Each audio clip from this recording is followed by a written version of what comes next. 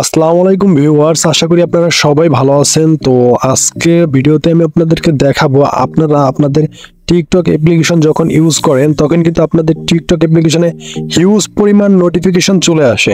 তো এই নোটিফিকেশনটি আপনারা কিভাবে অফ করবেন?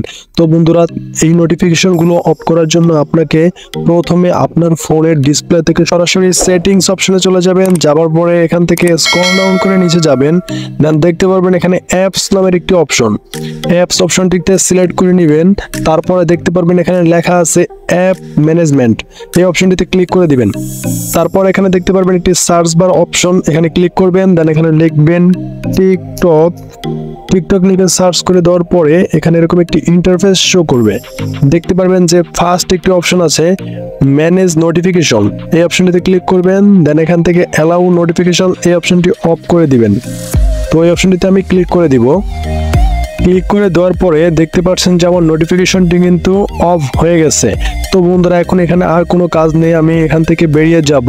তো আপনারা কিন্তু এইভাবে আপনাদের ফোনের যে টিকটক অ্যাপ্লিকেশন আছে সেই অ্যাপ্লিকেশন আপনারা ঢোকার পরে যে নোটিফিকেশনগুলো আপনাদের ফোনে আসে সেটা কিন্তু আর আসবে না, যদি আপনারা এই সেটিংসটি সঠিকভাবে পালন করে থাকুন এবং বন্ধ করে থাকুন, তাহলে কিন্তু আর কোনো ভয় নেই নোটিফিকেশন আসার। ধন্যবাদ আপনাদের সবাইকে।